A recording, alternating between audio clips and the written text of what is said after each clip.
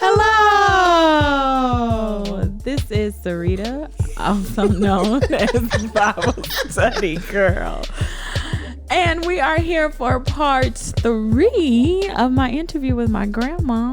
You could hear her chuckling in the back. And you also heard Bible Study Brother with the hello intro, helping me out. What's good, people? It's your boy, Icarus Gray, also known as Bible Study Brother. Okay, thank you. I just had to get in there. Sometimes I enjoy doing the hello with you. It's fun. Sometimes. Yeah. Okay. So if you guys have been listening, I know you have been waiting, anxiously anticipating part 3 of this interview with my grandmother. It has been fascinating, thrilling, and you probably get to see where I get a lot of my extraness from, but I love it. I treasure it. She can't stop. He's talking to you, Bible Study Mama. We can hear you in the background. You opened a whole bag of chips, and I'm like, what is? And then I look, and all I see is, yeah, it's her eating. Executive producing, hard job. It is a hard job, especially when you're trying to executive produce your mama. But thank you for letting us use this recording space to get this done. Appreciate you. Love you. Mean it. Okay, so we're back with part 3 with my grandma. Yes, We were talking about us. We were talking about her experience as a grandmother with her grandchildren. She. We had to talk about, I didn't mean to cut you off, but I know this part has to be about the greatest spiritual gift that I think grandmother bestowed upon us was the honor of creativity. Yes, Grandma, you are super creative. And when we were spending she's you. This is you looking at yourself. I am looking at myself. When we would spend the summers with you, you would come up with the best bedtime stories. Like you would weave tales. We would be anxious for the next night. You would. It's like improv night or something. Exactly. Because we'd be like, throw us in a night story in the middle of St. Louis, and she would do it. She would do it every night, not like every other night. Every night she would just build on. So that's another reason we loved. I'm telling y'all, it was the best. Amazing. And what's so amazing is I can't remember not one of the stories I told. Because they were off the top of my head. Yes. And it was excellent. Like you could have wrote those down.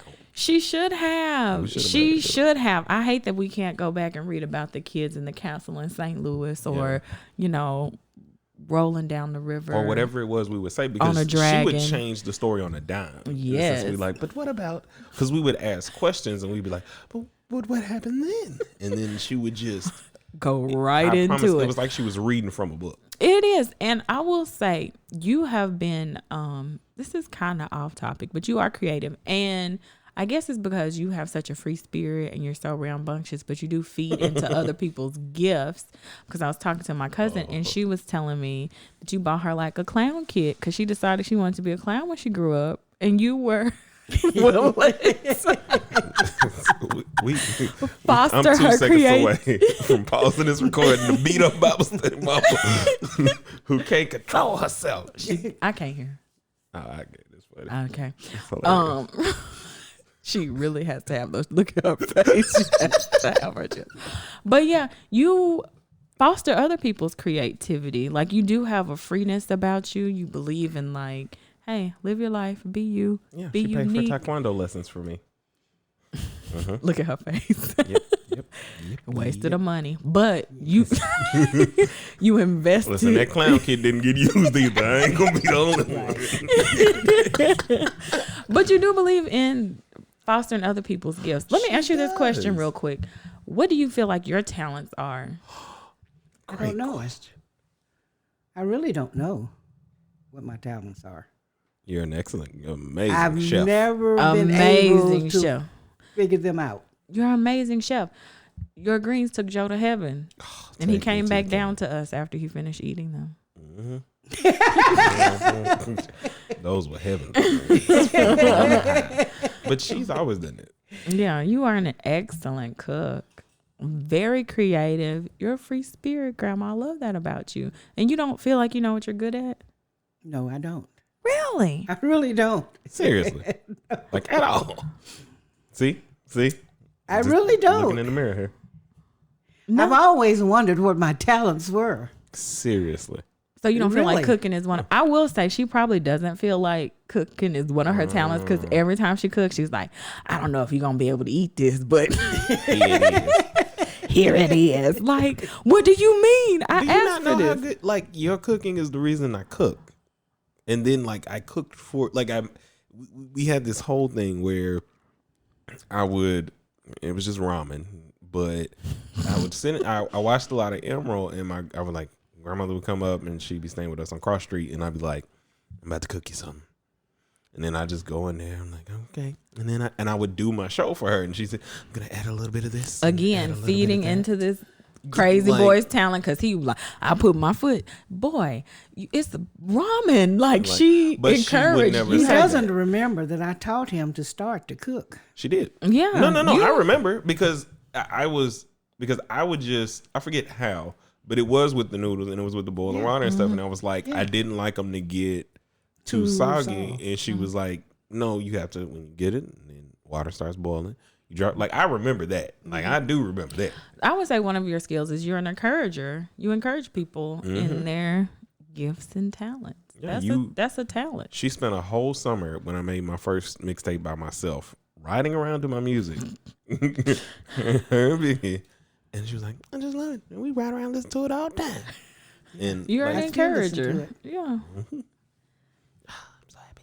Spit some bars. No. No, don't. Wait, can you? Can I do what? Rap. Were any of the songs? Do you remember any of the Oh, songs? no. I Oh, can't rap. Okay. Oh, All right. okay. Come on. Well, it was worth the try. It'd be too embarrassing. You all would never love me again. Oh, you know I There's- would. You Listen, if you doing embarrassing stuff, he does not love you, we would have stopped the love. you better preach, boy. Because trust and believe. Like, the thing is, you do more than you could ever remember for everybody. Like, you were literally all of my friends' grandmother in some way, but that's the way we had it. You made everybody feel like they were your grandchildren, whether even our cousins, even cousins on my father's side of the family. Like, you have made everybody feel like you were special. My uncle, my dad's side of the family, no matter where you are, he's always talking like, about Chuck. yeah, he's always like, is she in town? I need my spades partner.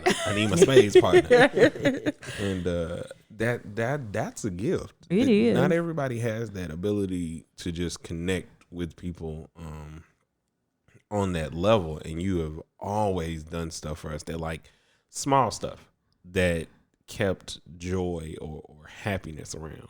You know, in elementary school, I will always remember when grandma would come in town, she would bring me McDonald's.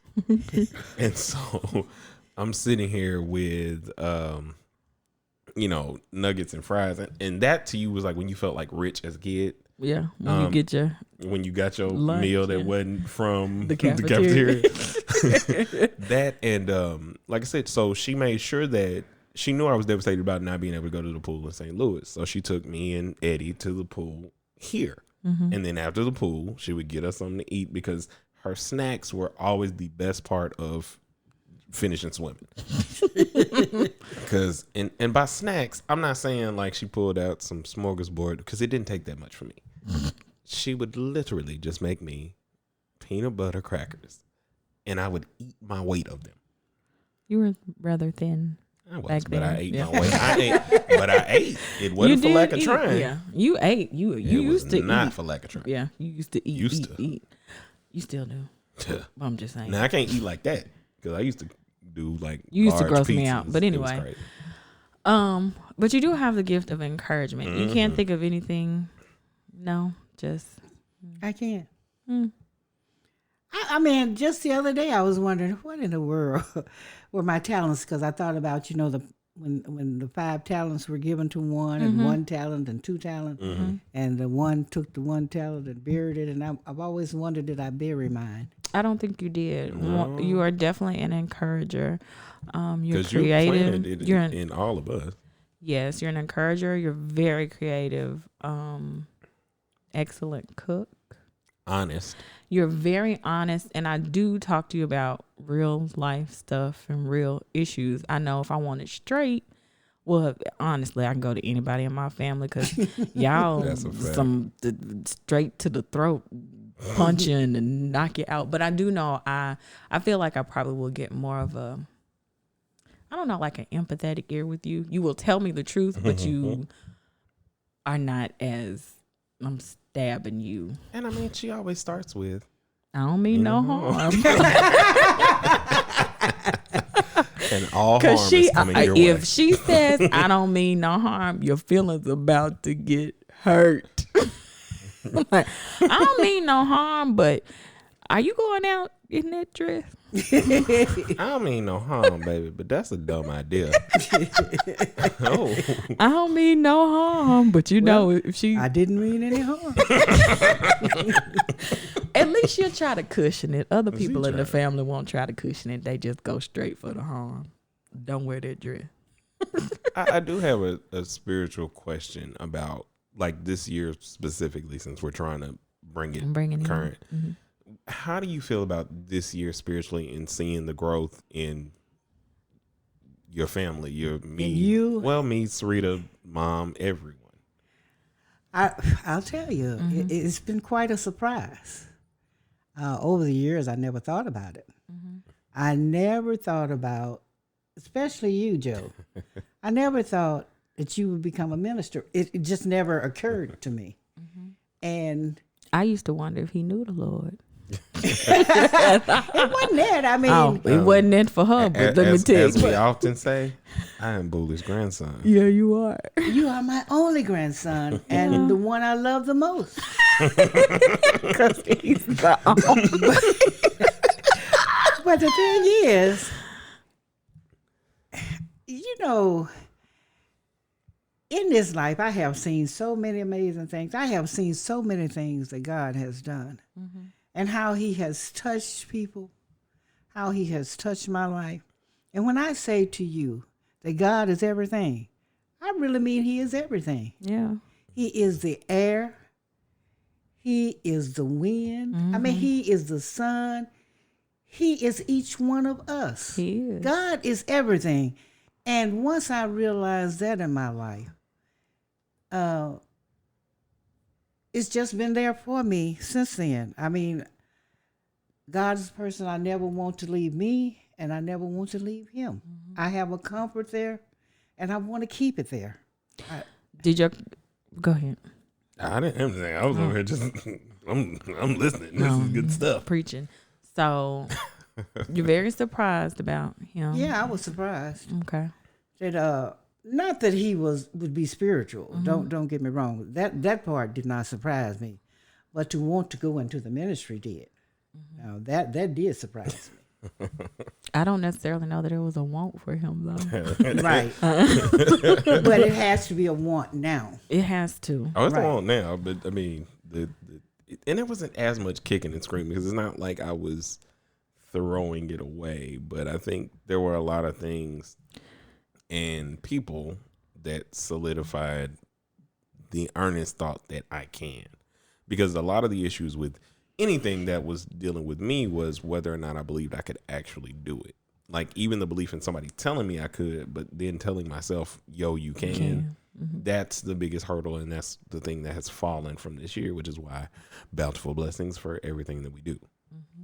Well, I'll tell you, what really brought me around was before my son was killed, after mother died. You see, all the years while my mother was living, I think I thought she was God. You Because do? she was always there for me. She was my cushion. And once she was gone, my cushion was gone. And I had to begin to really look and to face up to some things that I had never faced up to before. You can say a person is grown and that they are on their own and living their life. But when you have someone who has been in your life all the time and has taken and lifted a lot of the burden out of your life and put it on their life. What I used to call her giving her life for me. Once that was gone, it was different. The world was different. I didn't mourn it so much because I understood, she had to go. But here I am, and I'm saying, all the things that are God, I had put to my mother. I had put the love to my mother. I had put the praying for me to my mother. I had been put the protection of me to my mother. But it wasn't my mother. It was God all the time. And I remember I was sitting at the computer one day, and I had been a gambler. I didn't want to do it anymore. And I said, Lord, things have got to change. I have got to change. What I have to do is I have to put myself into your hands. And today I'm giving you me. Please take me and shape me and mold me as you would wish me to be, because I need that. And from that moment on, I have been in a different world. And it is a world that I like better than any world I've ever been in. Then I started going back to church. And I was sitting there one Sunday, and I don't know, somehow I got to talking, and I got up and I said, I say I love the Lord, and I tell you I love the Lord, but I'm sitting up here smoking. If I love the Lord so much, I ought to be able to quit smoking. I went home, and I wrote a prayer, which I placed upon my mirror. It was still there until you redid the house. Till I moved, Yeah. And I asked the Lord to help me. And he did. I have not smoked since. Since the 5th of August of 1985. No, it's 95.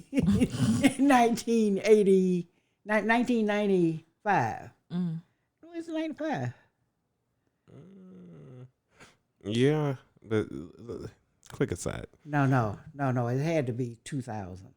It was later than that, because around the 90s is when I was like, you want to quit real much? I'm going to throw these cigarettes away. But it had to be 2000. It had to be, it was after 2000. Oh, you got a whooping? Oh.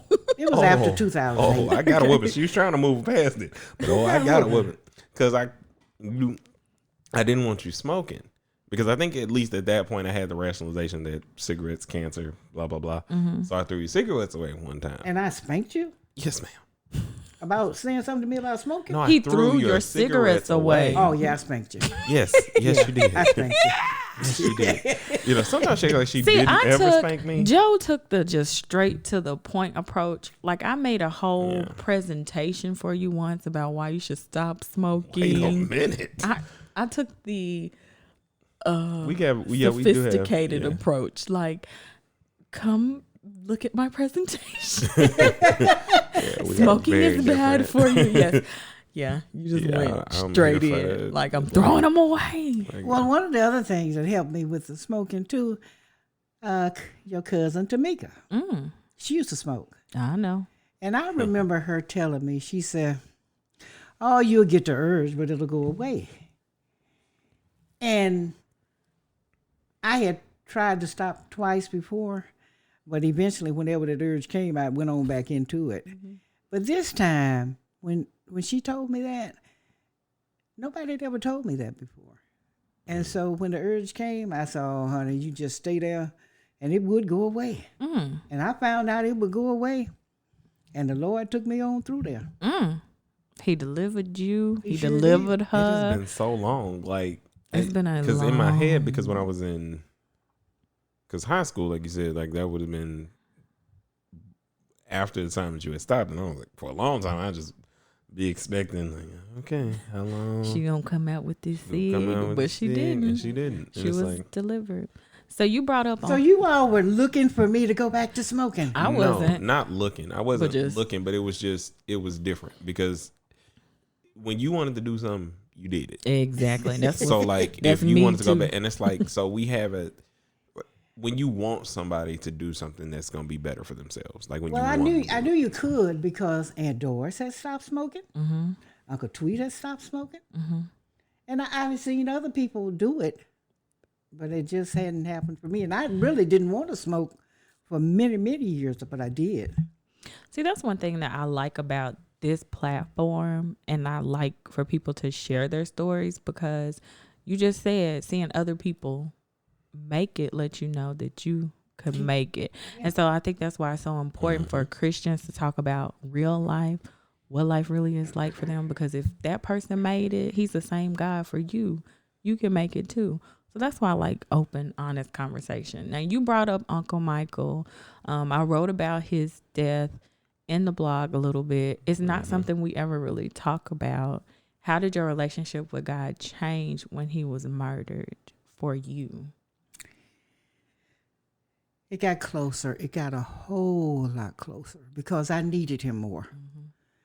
Before Michael was killed, I had been praying a lot, and I would get down on my knees and I would pray for Michael, and I would ask God to help him because I could see that there was some serious problems coming up.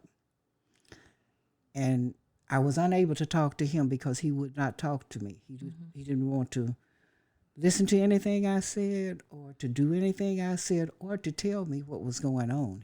He just wouldn't do it. And I remember about 2 weeks before he died, I was at the edge of the bed and I was on my knees and I was praying. And a voice came to me, and I'll still tell anybody it was God.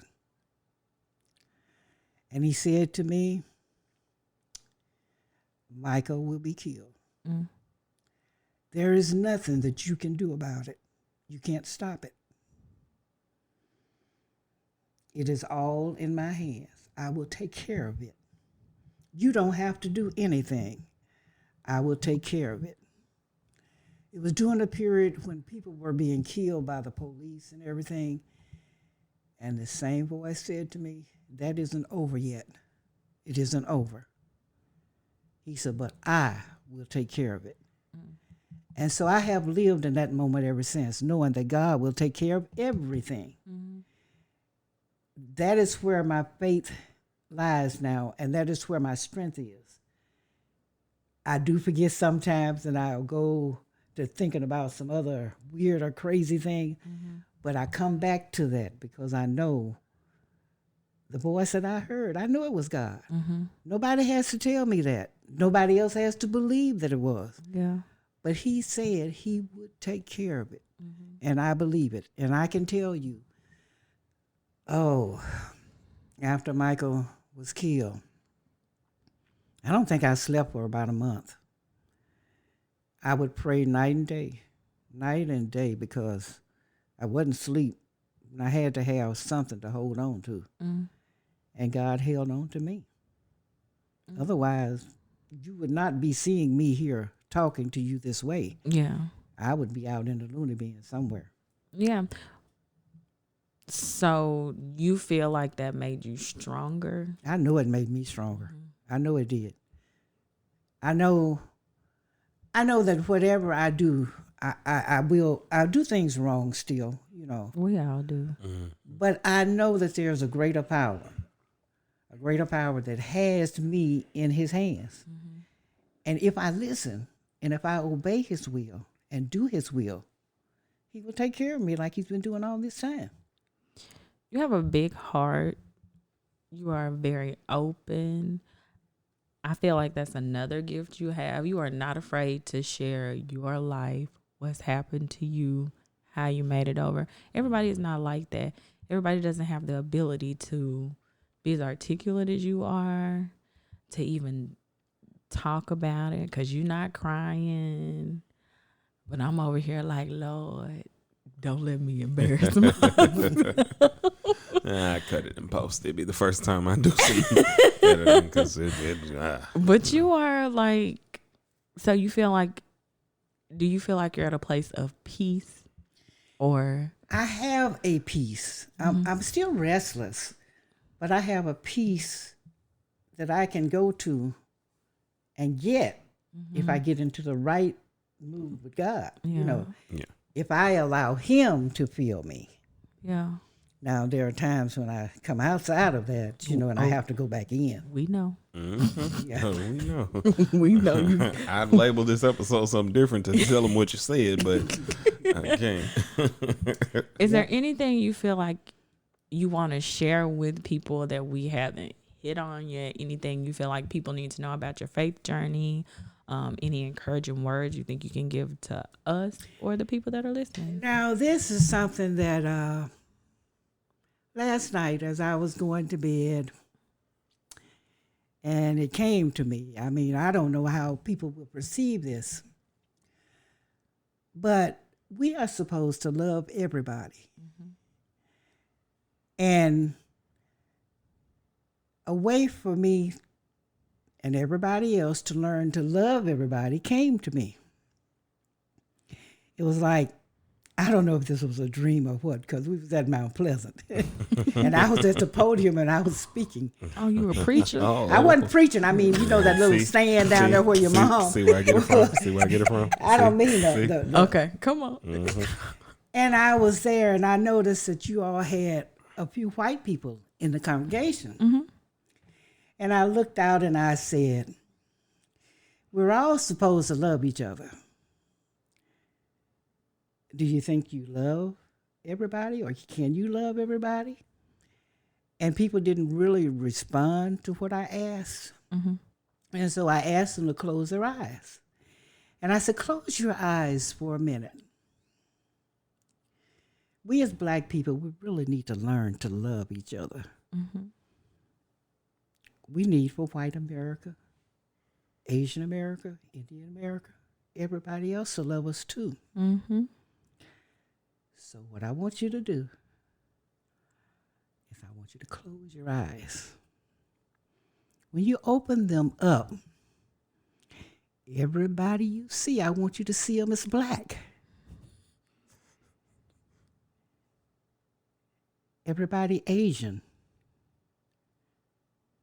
I want every Asian to look at everybody they see and see them as Asian. Mm-hmm. For every Indian, I want you to look at everybody and say, wow, they're all Indian. Caucasians look at each other and look at everybody in this world and say, ooh, the whole world is Caucasian. Mm-hmm. If we can look at each other and see our own race in each other, every time we look at somebody, we can treat them like our children, Mm-hmm. like our mothers, our fathers, our brothers. We can treat them like family. Mm-hmm. When we take our eyes and discern that this one is different because he is yellow, Mm-hmm. this one is white, this one is brown, and this is Black, we take away the common connection of us all. Mm-hmm. We all need to open our eyes and see our own color in every person everybody. out there. Yeah, everybody. She just tapped back into the gift because as soon as she started doing that, that's how she used to tell us stories. Yeah. And she'd be like, close your eyes. And mostly because she wanted us to go to sleep, but it was.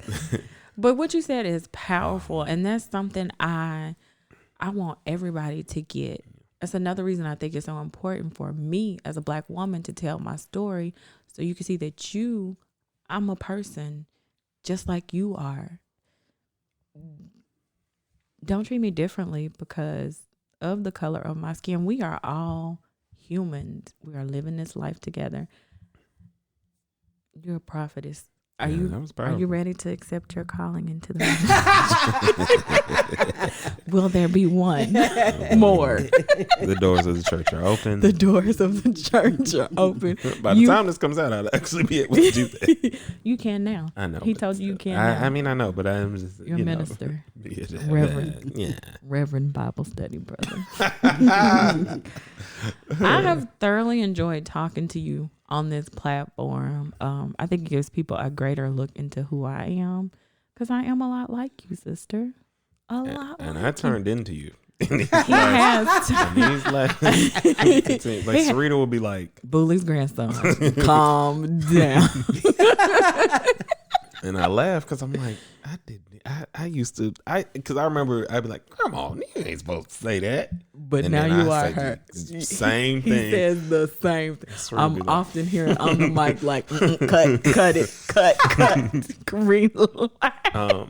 But what I want to say before we close out, and I don't know if you want to say it too, but I want to say thank you. Thank you. Thank you for just being the most amazing grandmother a child could have.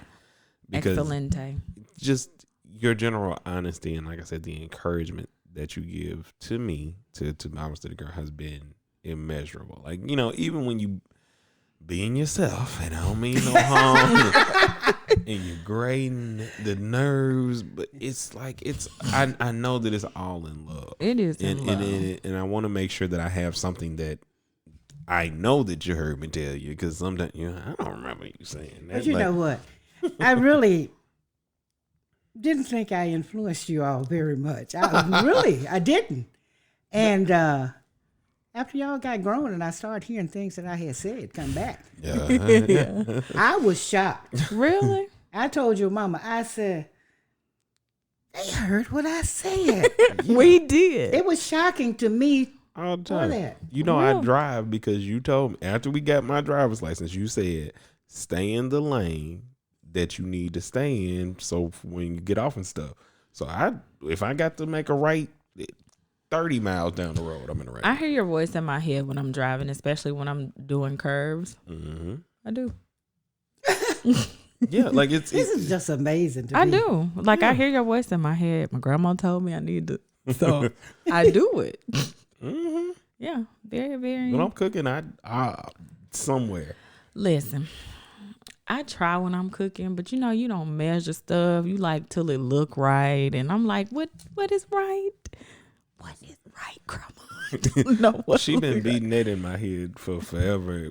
Would not know because she would just let me do it. So she would watch me. Yeah. And it's just like like you do it no, till it looks right. And I will say, like, you're a great grandma. You have been an excellent grandma. Do you remember telling me that you didn't want me to be a teenage mother, but I took it too far?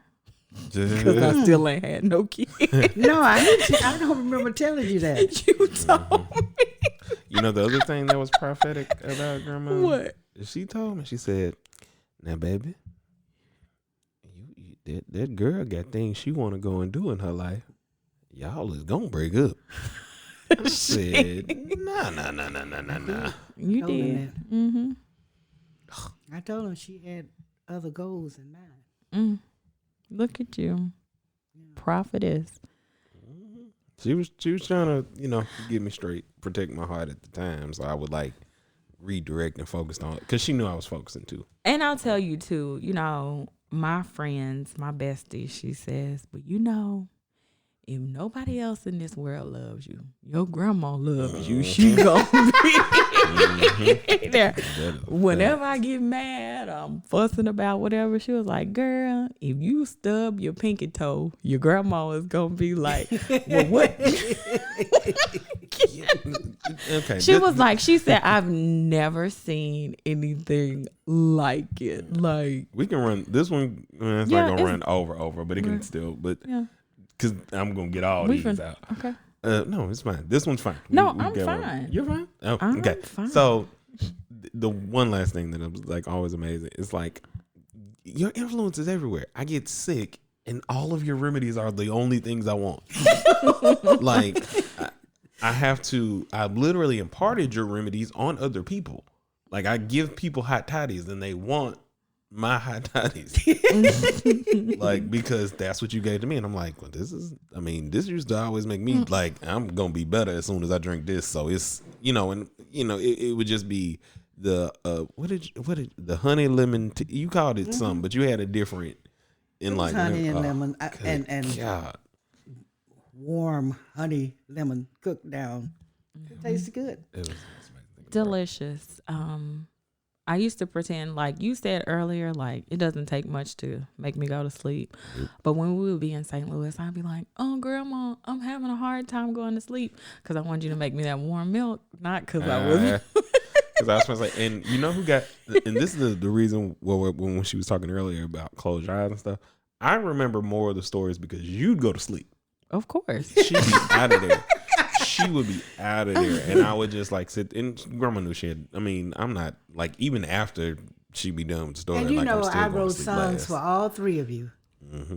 I cannot remember your song, Joe, or Sarita's song, but I can always remember Janae's song. Do you think it's because she was gone for so long? I think because she left. There once was a pretty girl. Her name was Janae.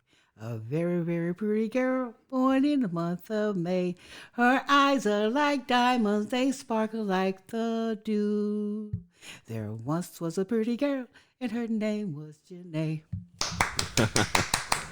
Let me now. But she don't know what her talents are. People are not just like, making I've up gotten songs. all of my gifts From your from granny. my granny. From your granny. I guess I did too. That's good, and now we have that. So Yeah. I'm gonna be like, you should definitely listen to this episode. Yes. If you don't listen to any other ones, shout out to our But cousin Janae. this has been great. The emotional cap that I've had to put on because I'm like, oh my god, I'm learning so many things. Yeah. But, It's been awesome. yeah. So I like And it. I enjoyed it too. I'm glad you enjoyed You're it. Let me natural. tell y'all. I'm gonna tell y'all this. I asked Grandma. We were testing the equipment. She called one day. Joe and I were recording my God. for his gray area anime, but he set the board up and my phone was connected to the board, and so Grandma called and we were just talking, having conversation through the board. She didn't know that we weren't recording. Though. it's a fun thing to do. It's just something fun to do. So we're sitting there talking to her, and I asked her if she would do the podcast one day, and she was like, "Yes, but I need to look at your faces when I'm talking to. I need to know who I'm talking to." And I was like, "Yes, no big deal. Like, you on the board right now." She was like, "What? Bye." She was like, no, she said, if I would have known that, I want to be on that bye. Quick as So shit, I'm and literally hung up. She's I like, did. Yes, I hung up. "So we are so glad you are here in person. You got to see the people you're talking to. Good. And the people, I think people will have a very positive response to this. And even if they don't, I have a very positive response to this. This has been a joy. This has been great. It's been a lot of fun. Well, thank you for coming. Okay. And now I'll get into my little spill. Okay. As you know, every day there's a blog post from Bible Study Sister over at BibleStudyGirl.com. So go there to engage with her and her testimony. If you want to find her on social media, you can find her on Instagram at _Bible Study Girl, on Twitter at Bible Study Girl, the number 2, and please email her at BibleStudyGirl2019. That will allow you to give all of your at gmail.com. I almost forgot that. Thank you. So go there, send your testimonies. Like I said, this is to build bridges. This is to build gaps, because it is not I preach. It's not you preach. It's not they preach, but we preach. And until we meet again, guys, keep preaching.